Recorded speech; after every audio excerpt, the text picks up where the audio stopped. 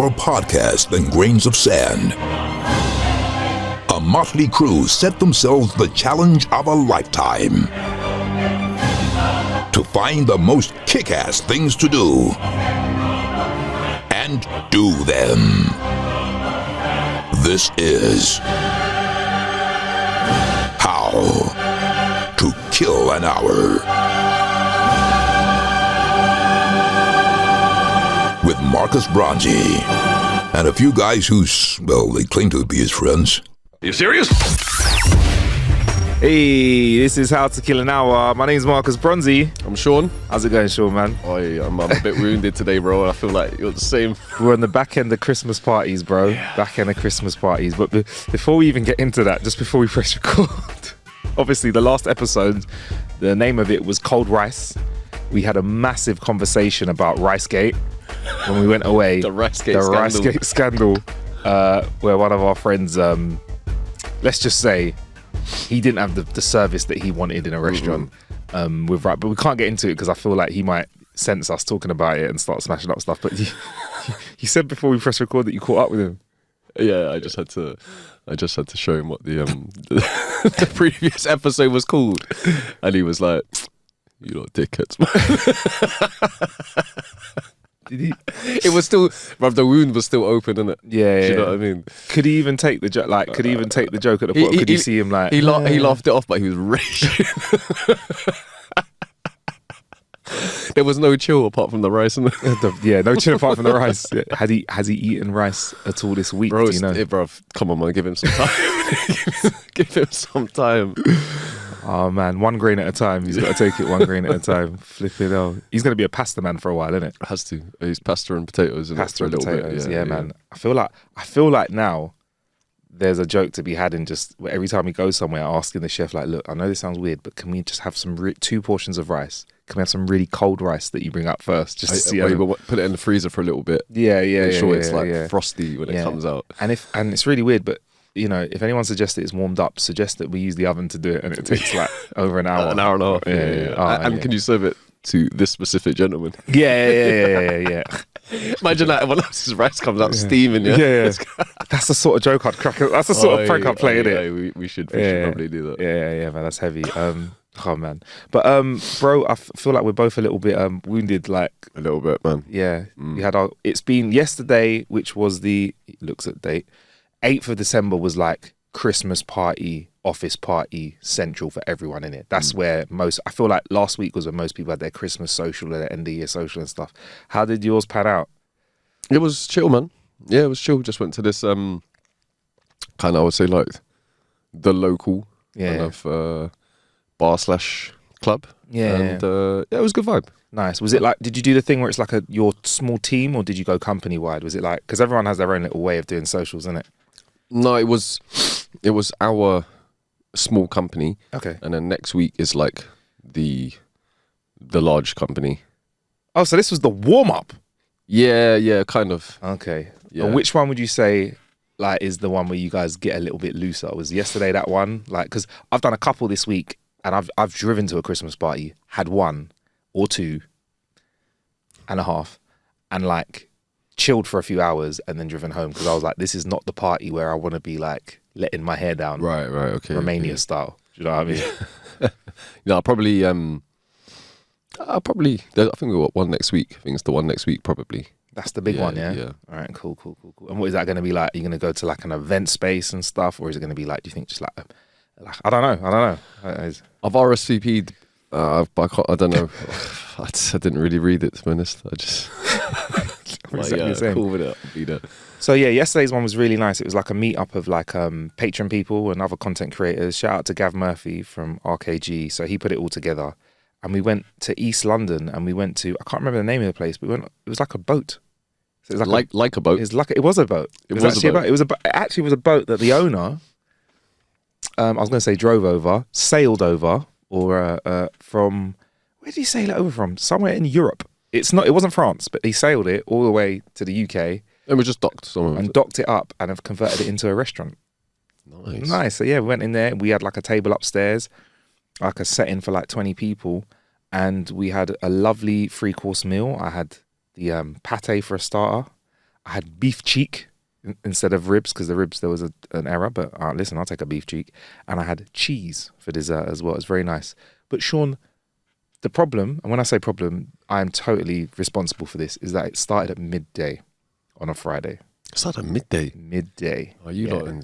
So we did it daytime style. That's an industry Christmas one. Yeah, you know it, bro. We did it daytime, and it was fantastic. But we got on the beers were quite nice on that boat as well. I don't know what they were, but I had the lager. I went for the lager. Had a few of those. At 4 o'clock, we were all quite well behaved, but we stayed warm. And then we went around the corner to a pub, and I think I left the pub at 12. Oof. So it's 12 hours of just like Guinness and beer. And great conversation, but I didn't realize how it was like I wasn't twisted. Like I remember everything yesterday, apart from the snooze on the cab on the way home. But I was like, nice. This morning I woke up, I was like, I'm all right. Got up for a few minutes. Then you got up. Yeah, and you're like, no, you're not all right. yeah. But he's like, no, you're not all right. But it was really nice, man. I feel like I feel a bit Christmassy now. I feel like I feel a bit. But between our last trip, which was last weekend, the time we record this. It was this time last weekend we were gone. Time recording, and now you Christmasified a bit. I feel like I'm a bit Christmasified. I felt Christmassy when I saw the tree in the hotel. It was a really nice tree. Oh, it was. Yeah. It's like some 70-foot tall tree. It was massive. It was enormous. Do you feel Christmassy yet? Or do you get Christmassy? Usually around the 24th of December is usually when I It like I don't allow it. It just infiltrates.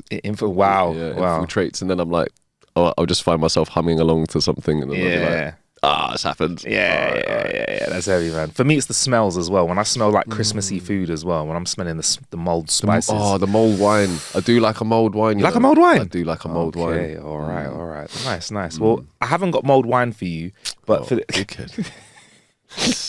some subpar services, worse than cold rice, bro. I've got gazpacho mulled wine. I realised as one of our last things that we had to eat when we left for radio, actually, I made sure I had the gazpacho soup, you know. Just to roll. This is nice, refreshing gazpacho soup, Adam. Fuck it, cat's out of the bag. Anyway, so it's time to move on to the next part of the show, which is our killer bit, where we talk about how we have been killing some time with some bits of tech and stuff. And this week it's part 2 of Marcus's Christmas list, because I definitely didn't forget to put stuff on last week and we're catching up.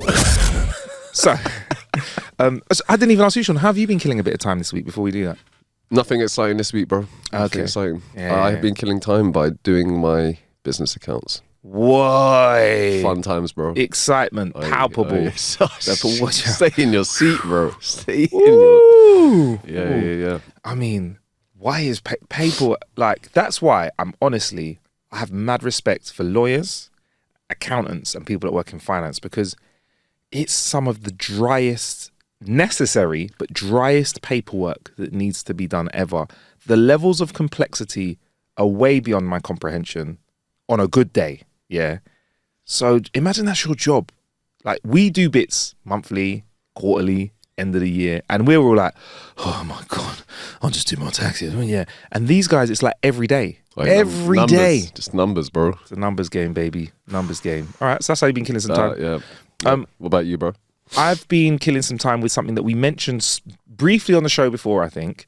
And it's good that we mentioned it briefly and we've given it time to try, because I've tried it with a few people and it's had some good reviews and some interesting conversation about drinking. And also, Sean, it may take the edge off yesterday's party for me or you. Hair of the dogs. Hair of the dogs. So yeah, you have a bottle in your hand. If you don't mind handing it over, because I'm going to do a little bit of chatting, and while the camera's on me, I'll hold it up.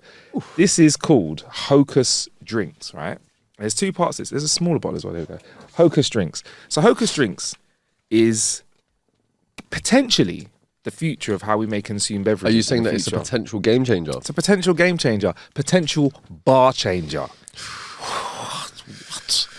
Something people will be looking at. So yeah, Hocus Drinks. A little bit of a Harry Potter flex. There you go. I'll put the bottle up to the camera. If you can see it. It does. Yeah, there you go. So that's a Hocus Drinks bottle. So that is a base alcohol, right? And it's a neutral spirit base made from distilled mixed grains. Yeah. So let's say like I'd call Is it. Is it like a vodka? I'd say it's like a vodka, but if you mate, have a smell of it. It's vodka-y, but it's kind of like it's not a good idea. Oh yeah, so it smells like vodka, but like vodka's right, and this is a side thing as well, Sean. Like, I don't know if I told you, but I'm partial to a vodka, so I like a vodka. I've actually got into, when I say drinking it, I can tell the difference between like a corn-based vodka and a conventional rye vodka, or like a potato vodka, whatever. You're vodka sommelier. Yeah, well, I've just said that, and I'm like, yeah, I can taste the difference between like a vodka and another. That smells a bit like vodka, but it doesn't have the. It doesn't have like the not sharpness, but you can't really smell like the alcohol. Yeah, if that makes sense. Yeah. It's like the flavour's still there, but you don't have that hit. And this is where things get interesting, because this other bottle that I'm holding up to the camera, if you can see this on YouTube, here you go. So that is their dual function dispenser. So what this has is, right, the guys at Hocus, they've actually taken a vodka, a gin called Shoe Valley London Gin, and they've extracted all the flavour from the gin. So in this small bottle that I have in my hand has got all the flavour of gin, and in the bottle over there we have alcohol. Now with these guys at Hocus Drinks, what they can do is they've done this with lots of different types of drinks. So you can have like a bourbon dispenser, you can have like a whiskey dispenser. Well, so you can just literally have like 3 of those bottles. Yeah.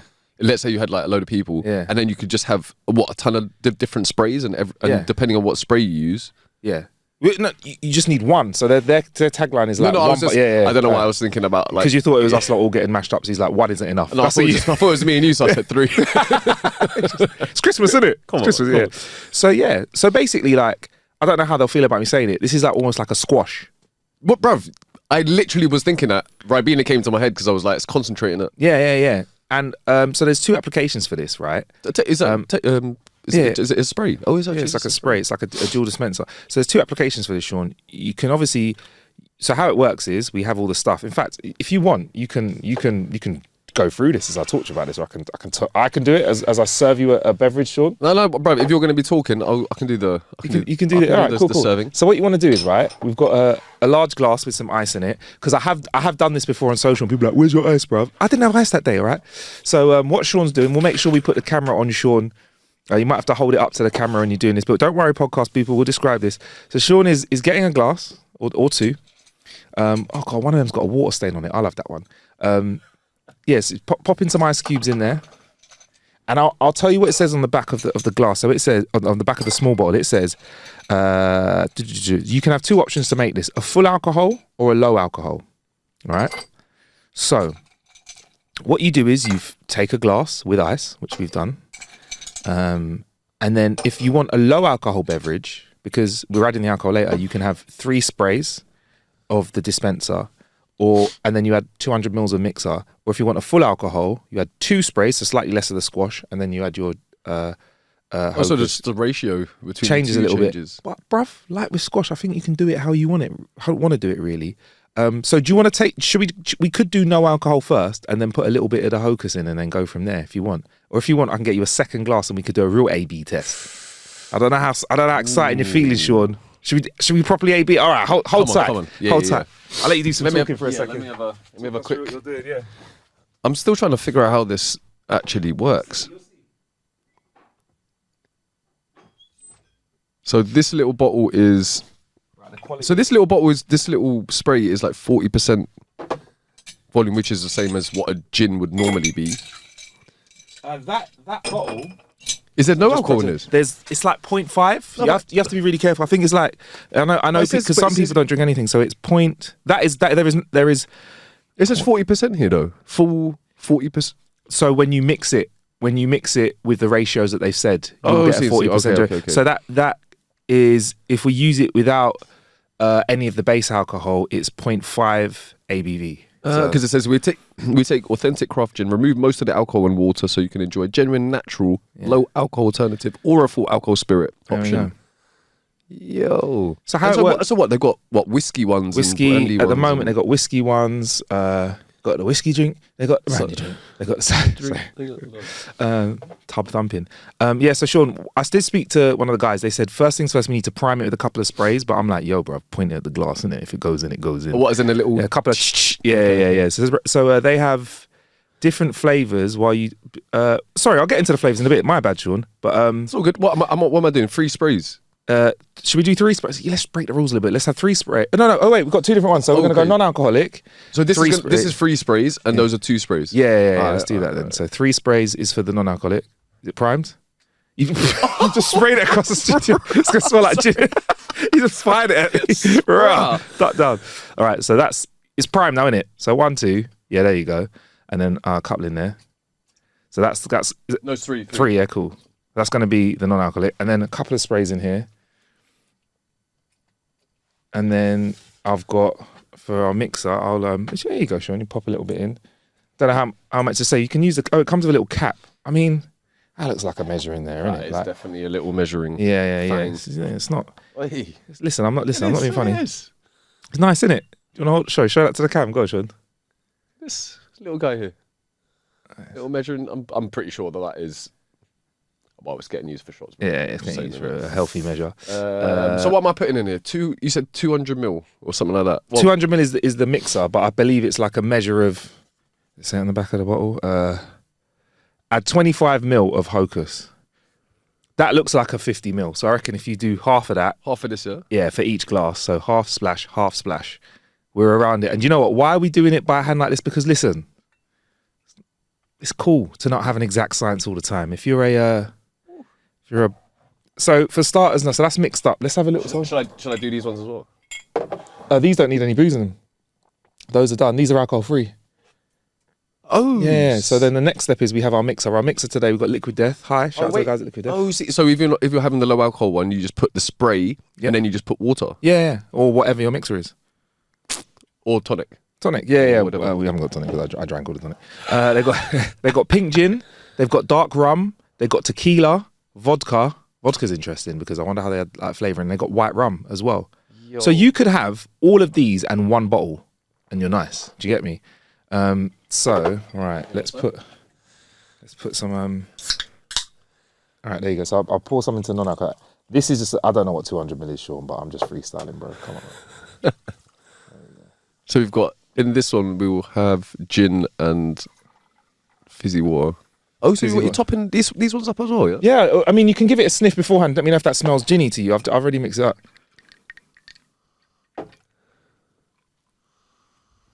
Not gonna lie, my nose isn't working too tough. It doesn't smell like gin though. Doesn't? Oh, actually, no, a little bit. Because once I put that, because the soda we've got, the sparkling water's got a little bit of a twist of a mango to it, which is cool. But you know what? Shall I try? I'm not supposed to drink it like this. Well, how you want, really, bro. Your drink, how you want. You can have a little sippy sip of it.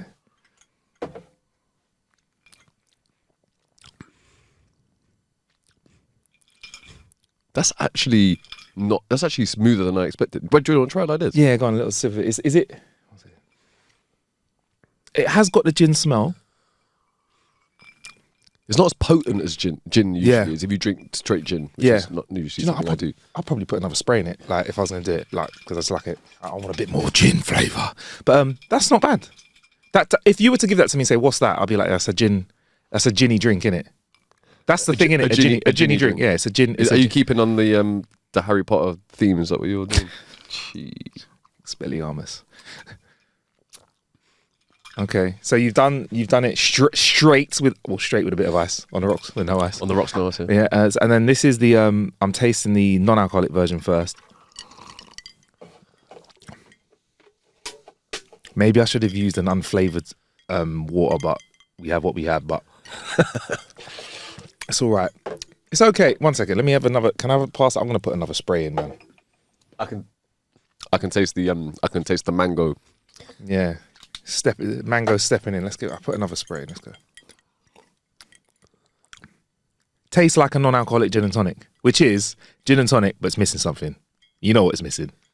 The booze. Yeah. I think that's okay.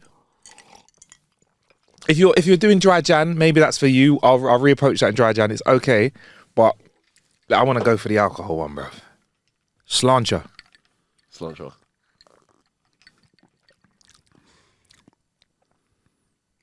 This doesn't taste like alcoholic. Yeah, maybe I went a bit heavy with the water, but Are you saying that we're gonna have to do this taste test again? I'm saying maybe I put a splash more of the base in, and I think personally, and I think for the gin, we're probably gonna have to get some tonic. Yeah.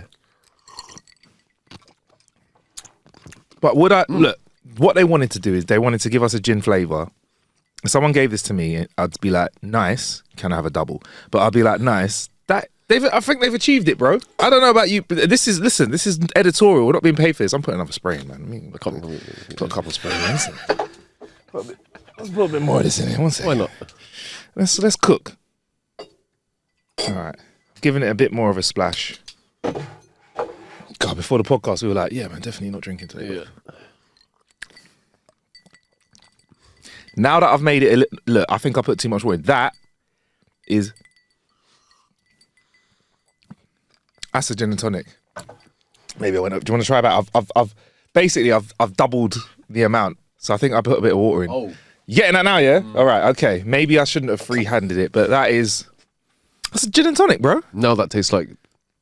Oh, we didn't use tonic in it. Yeah. Sorry. A gin and sparkling water. Sorry, my now it bad. tastes like a gin and sparkling water. Okay, so just like maybe I went a little bit lightweight with the measure of the actual alcohol. First time for everything, I guess. Sure. I know, man. Are you right? I feel like I've seen you lock eyes with me as you continue to pour a drink, and you're like, say when. I'm like, when? You're like, oh, sorry, bro, you needed to say it in Spanish. I'm like, I don't know how to say when in Spanish. Like, oh, well, your drink's poured now. Well done, enjoy yourself. So they got a rum dispenser, got a pink gin dispenser. They've got a bourbon one as well. If I'm honest, Sean, I'm gonna hit them up. I think we should do an ultimate taste test of all of them at some point. Yeah, man, I definitely get the tequila one in it. Yeah, you're a fan of the mezcal tequila vibes. I just love a Tommy's margarita in it. Bro, if we have the ingredients, we can make a Tommy's margarita and go from there. That sounds like a good plan. Because it doesn't just, remember, like with this stuff kind of tech, it doesn't stop at like we're just having a gin and sparkling water or a gin and tonic or whatever, blah, blah, blah. It's once you get the base alcohol there, you do what you want with it. Yeah. So you could make non-alcoholic Tommies and you can make alcoholic Tommies at the same time without as much work. Do you know what I mean? Because otherwise you're fighting around with cocktails all the time. You know what I mean? Like, do you know what I mean? Like making a cocktail. It's literally mad. You could have like one big ass bottle and then have all these little sprays in it and be like, yeah, man, fill your boots. A 5 litre base thing there and then just like all the little bottles. Like, you know, like the ones where the big water bottles they turn upside down. Yes. And the dispensers. Oh, those, man. bro. Yeah, man. So yeah, there you go. That's Hocus Drinks. Like it's just a fun little like idea. It's novelty as well, isn't it? It's something quite different. I think it's a cool Christmas gift. Oh, for sure. Like you would have a lot of like, and you would have a lot of fun showing people. Yeah, Be man. like, oh, come on, yeah, I like it. It's kind of like you'd have like it's a bit of like a show thing. Yeah, it's fun and it's the novelty thing. Like, it's like, and then I think like people like us and Hocus probably wouldn't recommend it. Someone would be like, oh, what if I put a spray of this and a spray of that in or whatever? Do you know what I mean? It opens up the possibilities. So I know you're gonna ask me about price, Sean. So the Hocus bottle, 30 quid for the base. And for each of the mixers, it's 30 quid as well. 29.99. What would be what you thinking? How many drinks do you think you would get out of one of these? This spray bottle here. It says on the back actually. It lets you know there's got a recommendation. Flipping, I've had one sip of juice and. What does it say? And also, while you're finding that, actually, you can get a refill pouch where you can refill your base spirit bottle, which is probably a bit better for the environment, and you get. You can just pour that back into the bottle, so they could send you just a few pouches of the booze. And how much is that? $27.99, so a little bit cheaper because obviously like less packaging and stuff like that as well. Yeah. So hopefully that's a little bit better for the environment. Indeedy. Right, where am I not seeing this? And you say space in your drinks cabinet. Go on, chuck it over. No, I still can't see it. It's on the instructions. Is it? So you see where there's the low alcohol and the thing alcohol? It should let you know. It's a spray 2 pump at 25 ml, but it doesn't say how many the bottle. Go on, what's it over? All right. There we go. 1 second. Where is it? Did it say it on the box? Oh, it's on the box. This is it. Send me some. No. It says it. Look, on the front. On the front, man was saying it was in the instructions. Mixer low. It serves with mixer 40. All right, so when you're doing the non-alcoholic ones, because you use a little bit more, there's 40 portions in here. If you're making it with alcohol, where you need less spray, 60. So, really and truly, for what you would class as a normal bottle of, let's say in this case, you would think gin. Yep. I mean, you wouldn't usually get 40 drinks out of a bottle of gin. Do you know what I mean? No. Yeah. So it's a little bit of a premium, I'd say. It's not like but only a little bit prices. though. Yeah. But a fun little way to do it, man. I don't know. I like it. Man. I like a really bit of it. It's a bit of like a thing, innit? Like if you've got, I think if you've got a family member who likes, if you've got someone who's got everything, this is the kind of thing you get them for a bit of fun. Do you know what I mean? Like, wicked, and also, cocktails. if you got this as a gift on Christmas, it's one of those things you can just like bust out straight away and like give it a go in it and be like, oh let's give it a try in it. Yeah, there's a mate of ours whose dad likes to make cocktails. If you don't know who he is, I'll tell you off air. But that is the kind of thing you give him. Like he'd be like, all right, I have everything for cocktails, but here's a little bit of something quirky. He'd be like, oh yeah, all right, cool, I'll give it a go. So magical. Hocus, thank you very much. So there you go. How else I've been killing time? Sean, in this box over here. This is going to be what's in the box. This is going to be a quick intro because I haven't actually got this out to play with it. I took it out at one Christmas party because I just picked it up. But this, which I'm showing you, what did you get out at the Christmas party? I got it out. I got it all out. Oh, that's. I got two things. They sent me a drone DJI, but they also sent us the Osmo Pocket 3. And I'm going to take this out over the next few weeks. What is it? It's a handheld gimbal camera. Oh. So this tiny little thing here, or a gimbal? Oh, it's actually a camera. Gimbal on the camera. So it's a camera with a gimbal. So let's see. We've always been in a situation when it comes to creating content, which is phones are great, but you don't want to use your phone when you're making content sometimes because your phone gets rinsed, the battery gets rinsed, and also it's nice to have a device that is specifically good for creating it. However, I feel like you struggle to have a handheld device that's had a decent camera on it. This, long story short, I mean, for my camera guys, 1-inch sensor, but for everyone else, it's got a good sensor on it, which means it works decently, allegedly in low light and good light, and it's just got this cool little camera. Bro, is that DJI? Yep, DJI Osmo Pocket 3. They used to call it the DJI. I think they used to call it the Mini. But the same brand that makes the Maverick Pro drones and that. Yeah, the Mavic Pro drones, they make all of that. Even, and so basically they've got gimbals on the drones, so they've slapped one of their drone gimbals onto it, and then it works. This shoots 4K, slow-mo as well, 60 frames a second, maybe 120. I'll find out. I'll make sure I put it in the show description or on the How to Canal website. And it also shoots vertical now as well, because obviously people shoot film vertical. Now, I haven't got footage now because I've literally just got this. It's the first time I'm in the studio with you with it. But it's got a nice little touchscreen. Oh, yeah, you can do 4K at 60. One second, let's have a look here. 4K at 60 frames a second, which is slow-mo, half speed, basically. So you can manually move the camera around, or you can have it on full gimbal mode where you can just move it and it will stay. Yeah. So you can move it around. I'm moving it left or right, up or down. And it also has face tracking and a little bit of zoom on it as well. And I believe it may, because I haven't even unboxed everything, it may have a wide angle lens on it as well, which is magnetic. Go on, let's have a little look at this. Was that thing for the microphone in there? Is that little phone? yeah, for real, bro. That's the next thing. It connects to a mic. So you there's a little thing I can pop on the bottom. Turn that on. I think I'm doing this right. I'm literally just doing this as we roll. I think that's on. And there's a microphone that you get. When you turn that microphone on, it clips onto you, it pairs automatically. So there's no messing around. So like for this is I think it's like a vlogger kind of thing. And this is the pack they've given us is the Osmo Pocket Creator Combo. So in the box it's got like a protective cover so I can work with it, a proper case, the mic transmitter, a handle. I think this is just an extra bit of handle so you can hold it, a battery handle as well, which has more battery on it. Nice. Carry bag. It looks slick though. It is a wide angle lens, a wrist strap. I need that. Yeah, so this is the first time I'm talking about it. I'm going to shoot some stuff over Christmas. I'm going to shoot some vloggy stuff for fun. I've got a trip coming up as well, and I might, if I can get savvy with it over the next couple of days, I might charge it all up, take it on the trip, and shoot a whole vlog using it.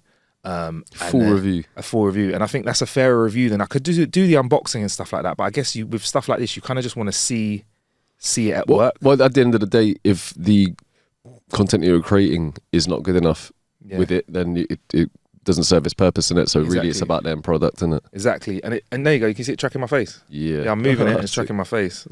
So it's really good. So I whipped it out at the Christmas party for my management, UTC. So shout out to Chike, he got his hands on it, and he shot some stuff. So I'll get that footage of him, I'll shoot some stuff, and you can kind of just see what we get with it. It doesn't come with a micro SD card. That's the only extra thing I think you need to get. And then once you get one of those, you're cooking. I'll find out what kind of card you need as well, because with cards, Sean, like, because we're shooting 4K stuff, you need a card that can capture the quality of the footage. There's one small gripe people have been talking about online. It's when it shoots vertical, it only shoots 3K, but I'm hard pressed to find somebody who's got a keen enough eye to look at something on their phone and go, that's only...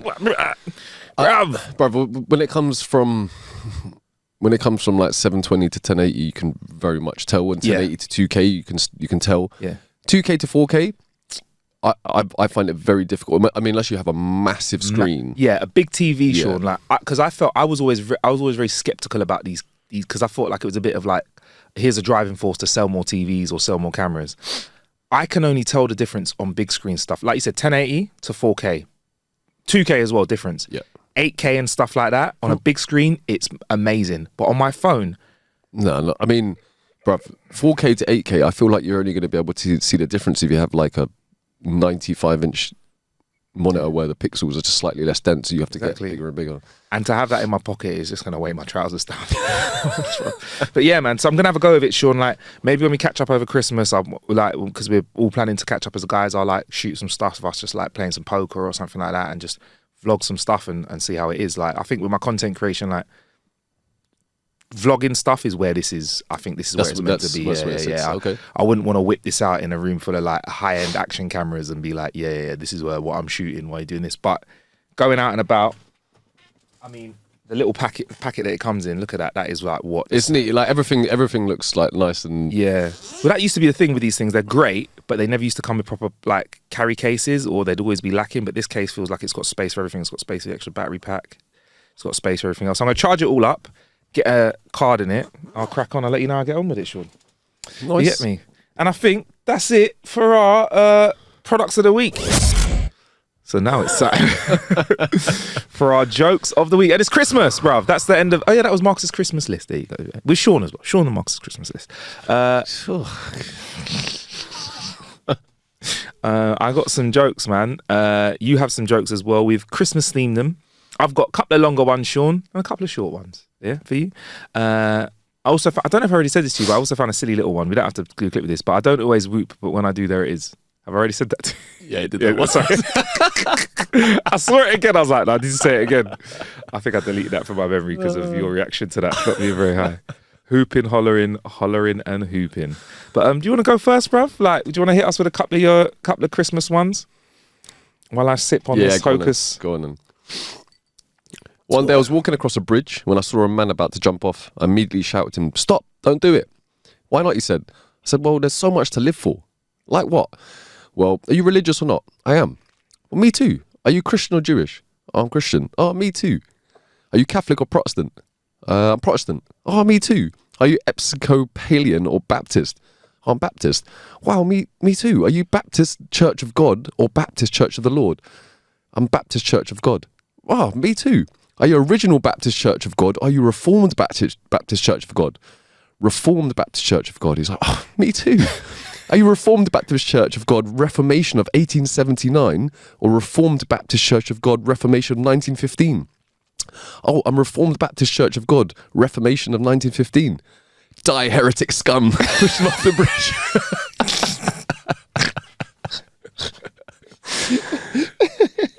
But when I was reading that one, that's not where I was expecting it to go.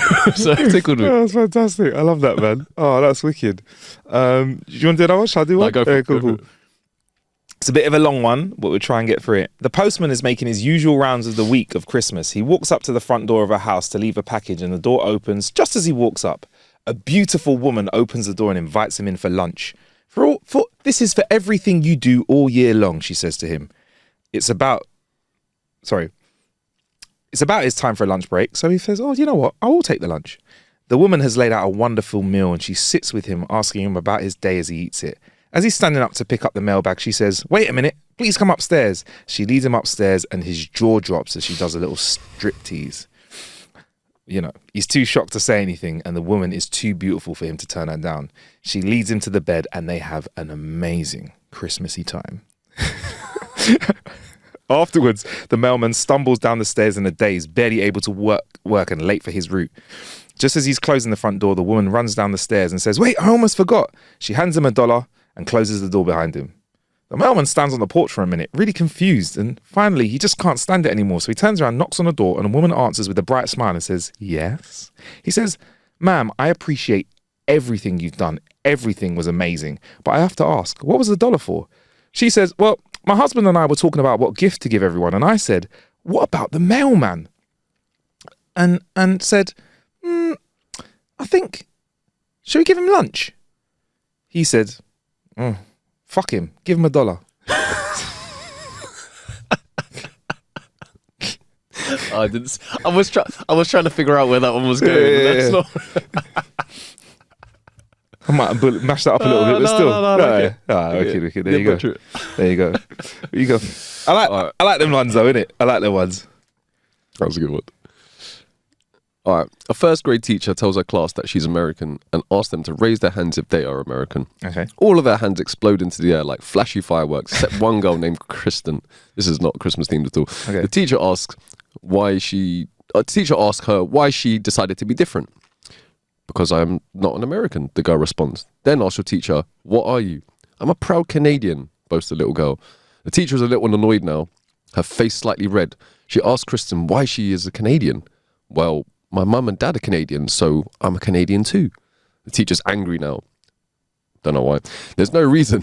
What if your mum was a moron and your dad was a moron? What would you be then?" "Well," Kristen said, "I'd be an American." Pick up Kristen. Big up Kristen. Sorry, man. Americans. That's That lovely. tickled me. Nah, man. Listen, it's a funny joke. It's a good joke.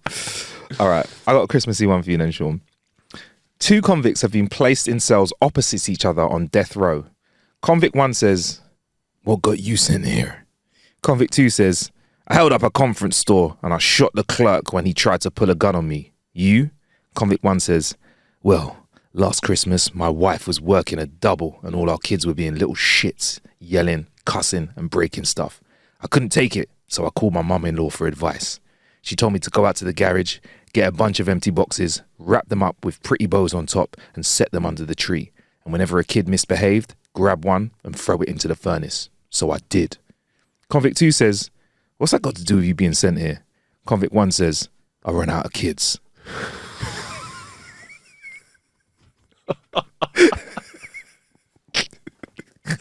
I love the convict voice as well. I don't know why. "What are you in here for?" I don't know why I had to go. I don't know why. Listen, it's a gift that keeps giving. No yeah, pun man. intended. I like it. Yeah, That was a man. good one. That was a man. good one. Yeah, nice. Let's see what I got here. All right. A new monk starts living at the main monk headquarters. I'm pretty sure that's not the legit name, but we're going to... Monk HQ. A new monk starts living at the main monk headquarters. He's in charge of the copying of the holy texts. He notices that all of the monks are copying copies of their sacred text. He goes to the head monk. "If there's an error in one of these copies, all of the subsequent copies will have the same error." The head monk replies, "We've been doing it this way for centuries, but I understand your concern." So he heads back to the cellar to check all of the main copies against the original text. Hours later, no one has seen him, and they begin to get worried. They send a monk to the cellar to check on him. He finds him sitting and weeping next to the main text. He asks the head monk, "What's wrong? What did you find?" The head monk looks at him and said, "It says celebrate."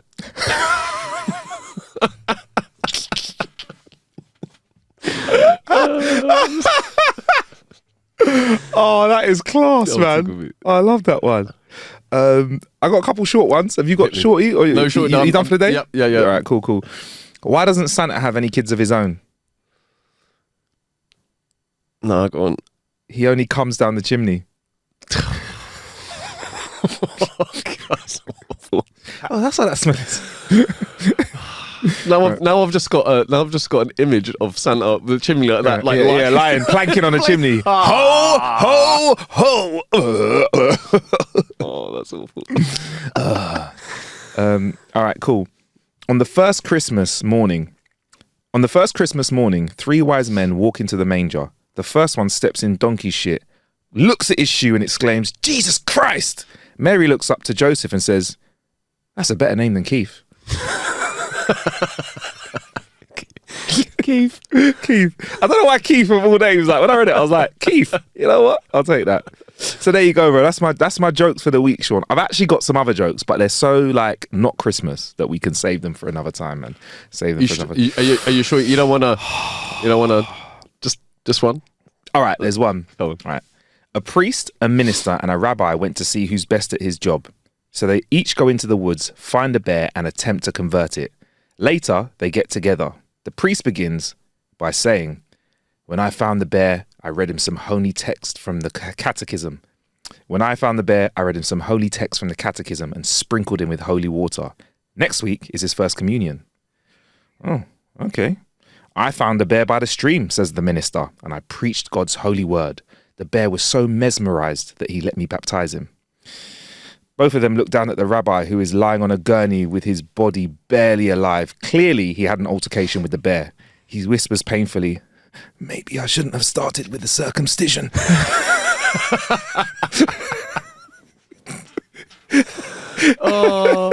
I mean, some Christmassy. There's a Christmas element. There's a priest in it. There's a Christmas, yeah. There's religion in there, isn't it? Yeah.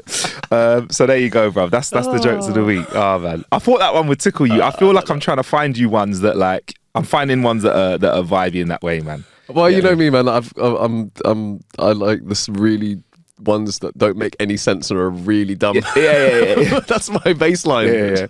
Yeah. But the punchline just comes out of nowhere, like RKOs you, bro. Yeah. That's the one, man. So yeah, now it's time for our next part of the show, which is our story. Oh, go on, I'll let you take it, Sean. Stories of the week. There we go, man. Okay. I'm quite light on the ground this week, Sean. I've got something I can throw at you quickly. Go for it. Quick update on our mushroom murderer. Oh, please. So that was Erin Patterson, the Australian lady, I believe, who she will remain behind bars, facing court charges of 3 counts of murder and 5 of attempted murder over a poisoned mushroom meal. It was a beef. Was it a Wellington? Wellington. I think it was a beef Wellington. I thought about that afterwards. The preparation that goes into a beef Wellington. It also makes her sound more guilty. Do you know what I mean? If she sprinkled some mushrooms over the top of a steak, it feels more casual, doesn't it? But a beef Wellington, casual. The court that's cooked meat inside of pastry, premeditated. Yeah, that is premeditated. Fucking hell. Yeah, man. And I think maybe she did it with the beef Wellington because she could eat one side of it, innit? That the less mushroomy side. She's thinking, mate. Yeah, man. So she has been charged with trying to kill her ex-husband at least 3 times in the years before she allegedly fed his family a bunch of deadly mushrooms. Were they? I can't remember the story exactly, but were they aware that she had tried to kill her husband previously before this scenario? This is what I need to find out the details, because she was oh my God. The court documents have been released. I'm literally reading this hot off the press. She also accused the attempted murderer of her ex-husband Simon. Oh shit, she's also accused of the attempted murder of her ex-husband Simon on at least 4 occasions dating back to 2021, the court documents have revealed. That's all the information I have. That's a lie. I have some more. The first attempt was between the 16th and 17th of November 2021. Then she's accused of her ex-husband's attempted murder in 2022 between the 25th and the 27th of May. And then on the 6th of September. But it didn't give us details. How did she try? How did she try and fail on all these occasions? What was she? Why is my mind going to like Acme stuff, like a piano above his head? Anvil. Boy, one of the steamrollers. Really slow steamroller, isn't it? Yeah. Give them a birthday cake with candles in it, but they're actually dynamite. Man. Wait, this is a really annoying thing, right? They've given us dates, yes, which are like, I don't really care about the dates. I want to know the juice. You want to know the juice, innit? All right, cool. So if it's November, right? Fireworks. Okay. There we go. Okay. Fireworks in the cake. Fireworks in the cake. Right, there we go. Yeah. 25th and 27th of May. What's going on there? May. Oh, it's early April Fools. Early April Fools. There you go. So I've got a great April Fools. Look, there's April Fools in this box. Open it. Yeah, I don't know. Or the Anvil or piano is also cool. Yeah, it's Anvil piano time, isn't it? Yeah, that's what probably. it is. Yeah. Or driving towards a tunnel that's actually just painted onto. Yes, let's go on a road trip. Let's go on a road trip, and it's just a wall with a tunnel in it. 6th of September. What are we thinking then? It's autumn. It's autumn then, it's getting dark. What's an autumnal... How would I try and kill someone in September? So I'm trying to think in September. I don't know. Do you know what it might be? Yeah. It might be the one back in school where there was like missing pavement slabs and then the water just filled up and the leaves were covering it. The prank that we played. Yeah. On people where there was they had like the manhole cover open and it was full of water, like you said, and because there was so many leaves, we just put leaves all over it and we sat there for like an hour after school watching lots of year 7s dropping in. But remember, it was like if it was someone that would look like they were a bit older than us that could mash us up, we're like, yo, careful. And the person who rode their bike in. Oh, weird red. So it's that's what she would have done. Weird red guys. Then the next one was 29th of July, a lunch. And this is the one before the dinner that they did. So this is a prerequisite lunch. So it wasn't the Beef Wellington. Do you think it was maybe a more simple plan? What would she have done for lunch? Let's try and think. A summer lunch. Barbecue? Midsummer maybe? Murders. Barbecue. How would you do it? Maybe she rigged the barbecue. Like gas next to the barbecue. Yeah, you like the barbecue, babe. You get me? But instead, they just had like these seriously deliciously crispy steaks because there was a small explosion instead of a large one, and it just like sealed the steaks deliciously. Firelighters, they're like little bits of C4. Oh, that's what it would have been. But instead, I reckon it was just like... Man got the charcoal in the bag, innit? He was like, we don't need these firelighters, innit? Don't worry. Yeah, he did, innit? And he sat there, he's like, I'm going to do this. I'm going to do this like a real Neanderthal, yeah? I'm going to make this fire. She's like, no, use a firelighter. No, babe. It's going to ruin the flavour. I reckon it was probably one of the best barbecues ever. Everyone's banging on about how good it is, and she's sitting there fuming. Perfectly cooked steak. Bro, how is it that... I'm just putting it out there. Yeah. If you were with someone and they tried to kill you 3 times, where you at? I mean, I'm out after the first opportunity. Maybe he's thinking, oh God, all this funny stuff has happened, right? It's mad how like a piano, like it hasn't, until you add it all up, right? You don't realise all of these things. He's there one night thinking, the piano and the anvil. Yeah.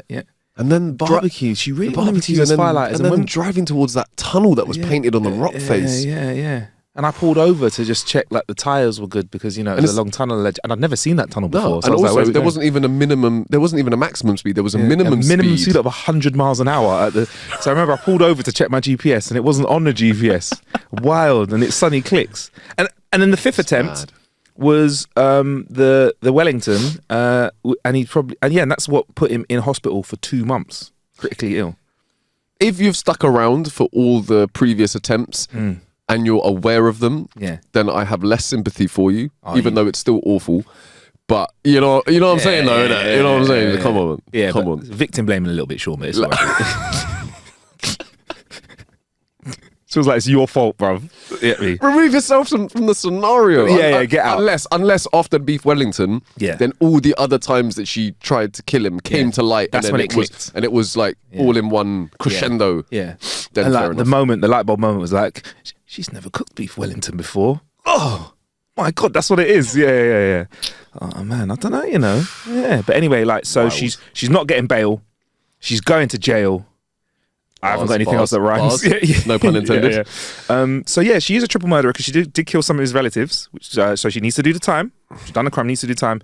And I hope that this man recovers fully and has relationships with people that do not try to kill him. Ideally, man. You know what I mean? Ideally. It's not a perfect world, but ideally, innit? I think you don't want to sleep with one eye open all the time. Yeah, man. You don't want you don't want to be like checking the mouthwash to check it's not like bleach in there. Do you know what I mean? Every day you walk out of your house and you have to look up in it. Yeah. Just in case. You're looking around the house. Where's that bookcase gone? Looks up. Do you know what I mean?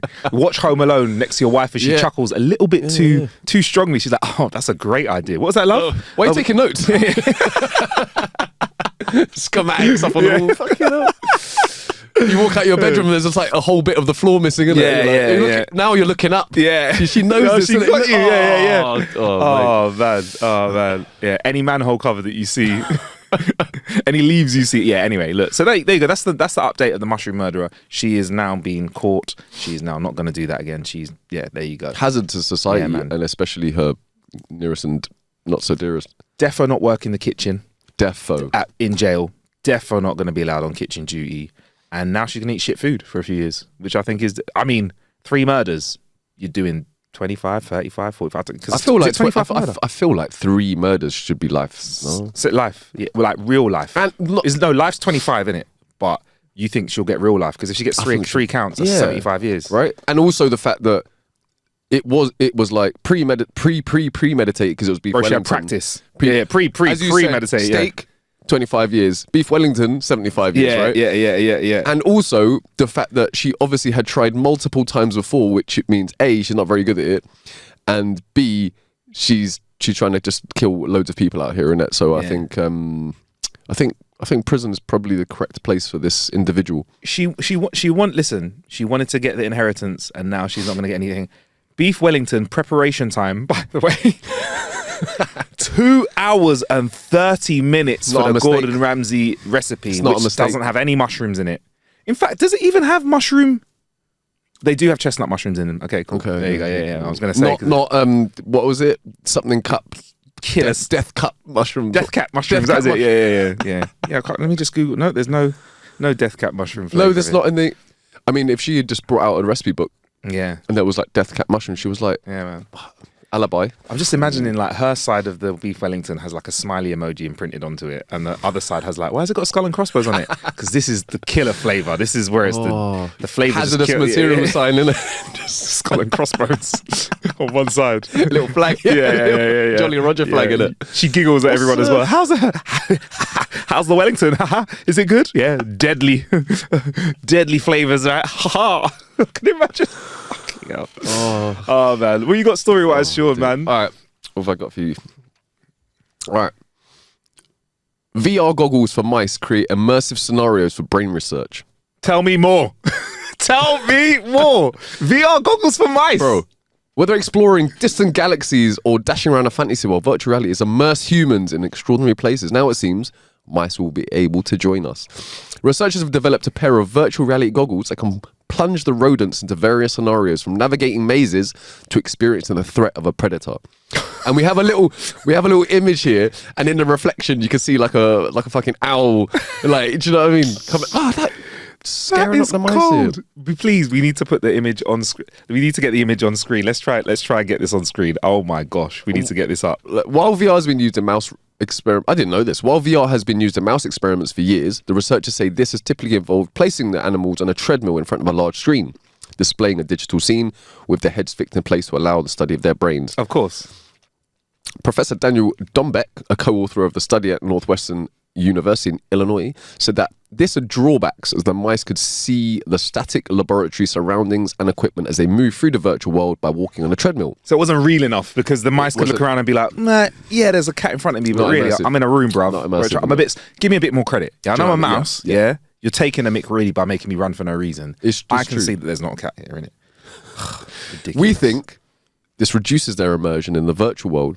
He said, also, there is no depth information provided by big screens. The mice just see the same flat scene as we do when we watch TV. By contrast, the new setup involved, revealed in the journal Neuron, involves a pair of lenses and screens mounted on stands either side of the mouse's head, providing each eye with a 180-degree field of view. Again, the mouse's head is fixed in place and it can navigate the virtual environment using a treadmill.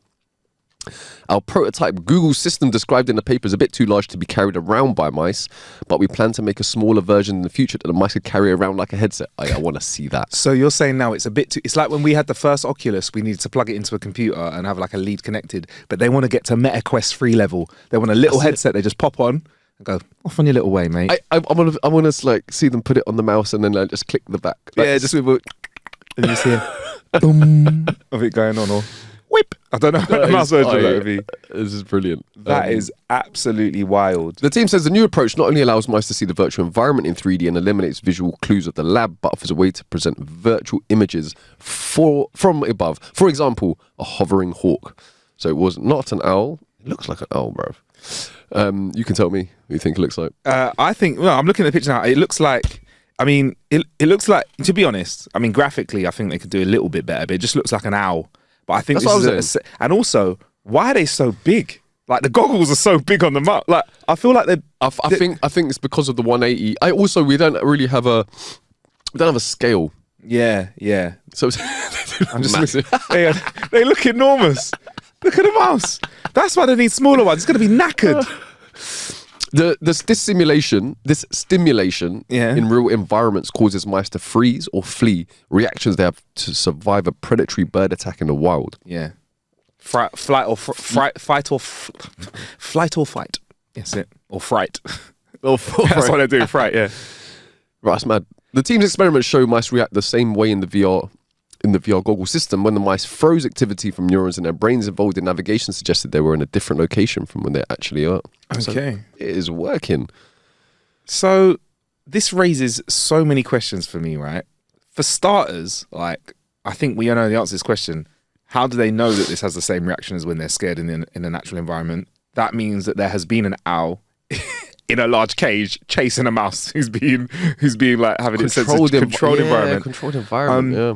And how are they rewarding these mice? Because bro, after a long day of being scared, you got to give it some R&R, bruv. You got to give it an extra bit of cheese and stuff like that. These poor mice, man. Every single day when a headset gets put on, imagine if you're the mouse that always gets the fucking chase as well, and the other mouse gets like, I don't know, like Barbados, isn't it? Just chilling with like a cheese martini. That one mouse is like, why do I get fucking owl again, shaking man? at the end of the day? That is, I cannot believe we are putting little VR headsets on mice. It's brilliant. Disney, let's make a show out of this, please. Yeah, I like want to see a Disney Ratatouille. movie, a Ratatouille, but with VR. It needs to be done, bro. VR mice that are controlling human avatars. I'm on that, bro. Ooh. I'm on that, bro. Just punching up owls. Punching up owls. Super villain is of super villain mice. You're wearing one of the gloves in it, and the owl comes to land on it, just smashing the face. Don't condone the harming of any animals. Yes. But these guys have got VR. So let me get this right. So this is just to analyze how they respond to scary things and how they respond to a nice holiday in Barbados, for example, and a relaxing time. I love the future of VR. I just could not have seen this story coming at all, where they're getting rodents. I'm thinking now, can we, for entertainment purposes, could we have VR goggles for our dog, put the dog on a treadmill, go for a walk, but you don't have to leave the house? If it's, say, a really cold day and you don't want to go outside, is this a possibility now? Could you have your dog playing fetch in VR? Could we go for it? You get me? Or is that unfair? Is that mean? No, I mean, dogs like outside. I mean, like I've seen videos where you have dogs or like on treadmills and they literally just like running or walking for time, but it would be quite fun, isn't it? You could just see them like, no, in a sense of like, you throw the ball in VR in it and they're like, yeah.